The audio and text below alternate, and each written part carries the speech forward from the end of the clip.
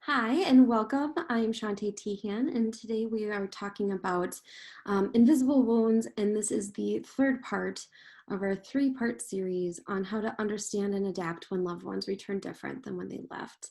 And so this is like I said, our third. So the first part, we talked about how to better understand invisible injuries. The second part, we talked about how to share with loved ones about invisible injuries and wounds. And now we're going to be talking about how to move forward and adapt within our relationships. And I'll also be providing some resources. So when we do talk with our loved ones about our experiences of our how our invisible injuries or wounds are impacting us, and also naming how our behaviors and our experiences are impacting other people, there are some emotions to expect. Um, Other people might be wanting to ask questions. So if you're a loved one listening to this, you might have more questions than answers. Um, and there might be some frustration happening. You might not understand what you're being told or understanding why things have changed the way that they have. And even yourself, if you're listening to this and have invisible wounds, you might be confused and frustrated as well, not understanding why you're acting differently or why maybe adjusting to being back home is more challenging than you thought it should be. There's also going to be a part of this process around grief.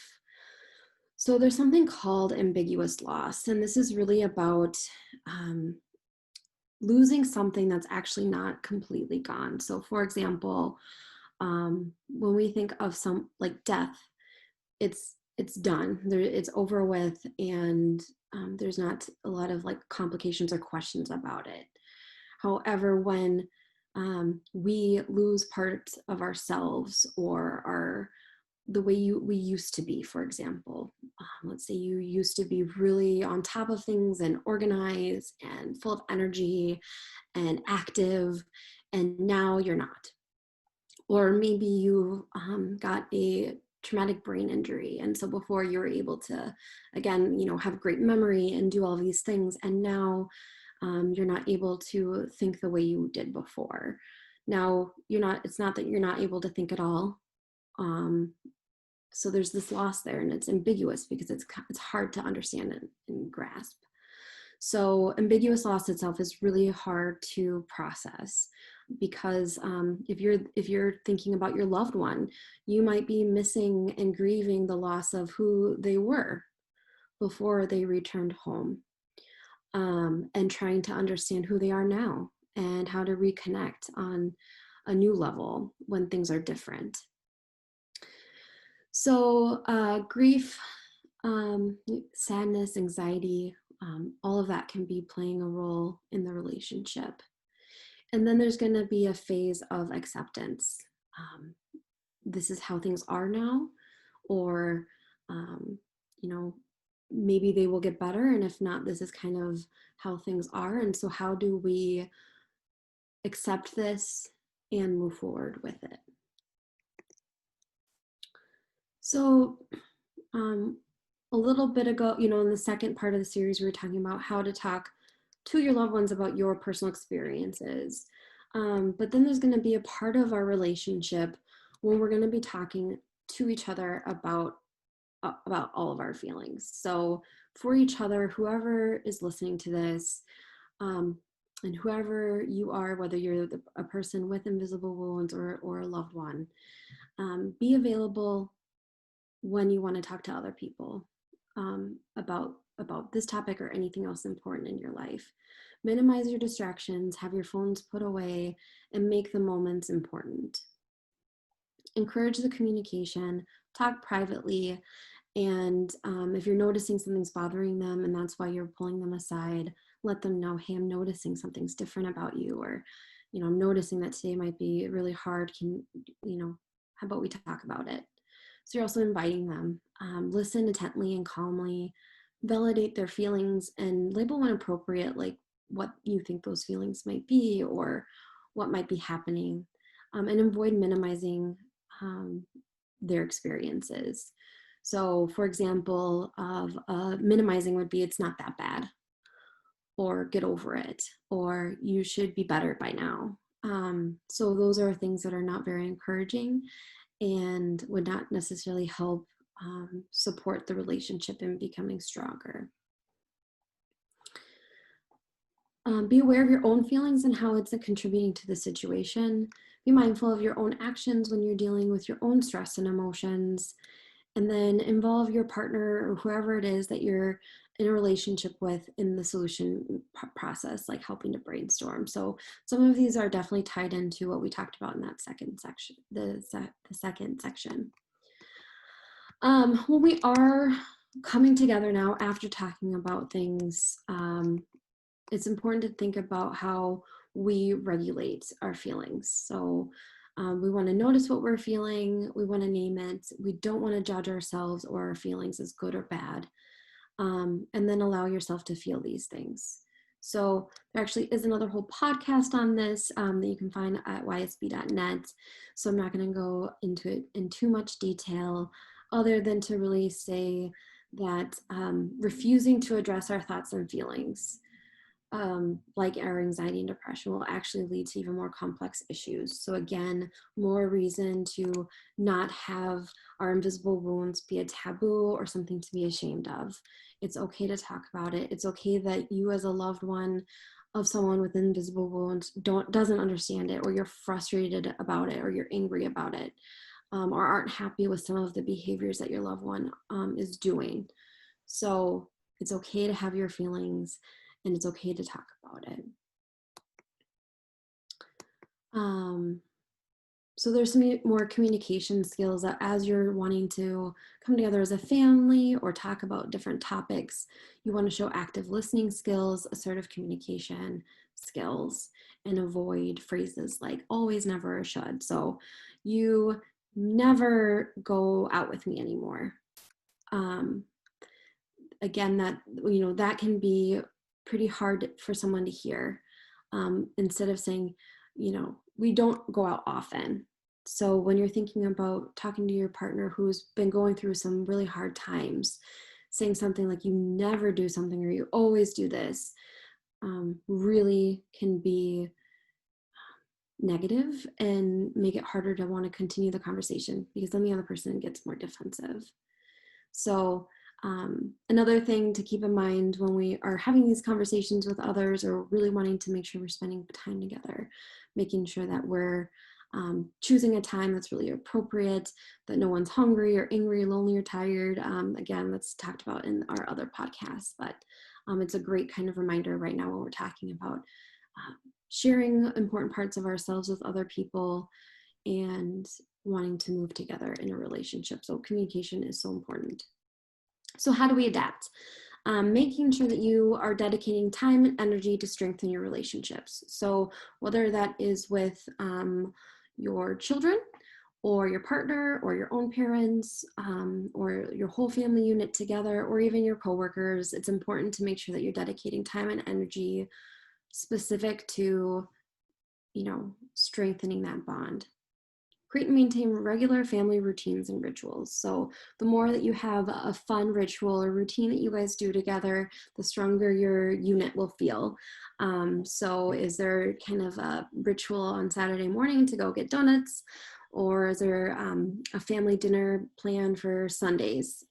Things like that really help us feel secure and a sense of structure and safety when we have these family routines and rituals that we can count on. So that makes us feel good and secure and safe.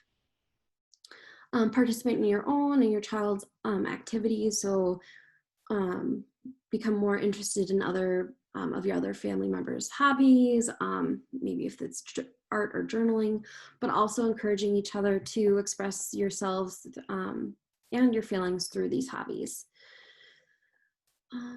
Apologize when appropriate. Be a role model for that yourself by apologizing when you recognize you do something that might be hurtful to someone else, and then you're role modeling that for your children or whoever else is kind of observing you in your life day to day. Practice coping skills as a family. So when we're adapting through hard times, how do we get through it? And that's through, these things that I'm talking about, but additional coping skills are things that you can learn. In our other podcasts, there's meditation, there's deep breathing skills, there's many different specific coping skills. So please tune in to our otherwise be podcasts for practical tips on specific coping skills. But as long as you are encouraging each other as a family, if you notice someone, your loved one being stressed, hey, remember that, deep breathing thing, we should try that. Or, hey, let's go for a walk and just, let some steam off. So practicing these coping skills as a family. It's not just an individual who needs to be doing these things. It's how can we support each other and do it all together. Avoid taking your child's behavior personally or your other loved one. So we all adapt to change differently. We all adapt to stress differently. And so sometimes people might be saying hurtful things or doing things that are frustrating for us and we don't understand them. So try not to take them personally, but do understand that they might be trying to communicate something. So again, that's a great opportunity to go back to a few slides and say, hey, I noticed today you said X, Y, and Z, and I'm wondering if everything's okay, or I noticed you did X, Y, and Z, and can you tell me about that? And then again, implement self-care, your own support networks, taking care of your own mental health. So everyone in our relationships are having a role in this healing process, even if they're not the ones that were in the service or away from home or anything like that. We're all in this together. We're all impacted by this. And so we're all going to be doing things to better ourselves. One, to seek support. So it's a good idea to seek support if you or family or friends have any concerns about you or about the person that you care about, or your child. If you're noticing something with them is going on, it's a good time to reach out for support. If your emotions are impairing your daily functioning, if you're feeling stuck, or if your child, any other loved ones, or you yourself notice that you're experiencing any symptoms of anxiety, depression, anything that's impacting you that you're just struggling with. So how do you find some support? So identify the people who are in your support network. Whose support for you may be the same or may be different than the support for your spouse or your loved one or your child. And it's important that we all have our support networks. So while you're having these conversations together as a family, identify who is our people. Who are the people we're going to go to when we need to talk? Who are the people we're going to go to when we just need someone to hang out with? So identify for each of you who those people are. And then think about, what do you need from them? How can you communicate that? So be clear about what you need. Do you need them to know that if you're calling them late at night, that it must be pretty important and you're really needing them to pick up? Do you really need them to know that maybe if you're struggling with addiction, that you really need a ride to a meeting? And so you need to, you need from them maybe transportation. So just thinking about how different parts of our support network can offer us different things, and that we can also provide them something back as well, because it's an important relationship. Connect with other military families, other people who've been through similar things. Connect with other service members, past, present, and connect through different ways. There are family readiness groups. Military One Source is a great source of information, and there's so many different topics available on there to learn more about and to find more resources for exactly what you're looking for. And Fast Tracker is another one that if you go on there, you can find more information on different providers and different topics. Here are a list of different books on different invisible wounds. A lot of these are specific to children. However, because they're written for children to understand, it really helps a lot of us to understand it. Even as adults, emotions and feelings and things going on in our brain are very complicated and confusing. So um, it, even if you don't have children, these books still could be very helpful just to kind of to understand these things in a less complicated way than maybe a Google search with a lot of definitions. So those are some books, and then these are different websites that have information as well. And this presentation will be posted on our website, and you'll be able to look back at these links through that. Those are the references. So again, thank you so much.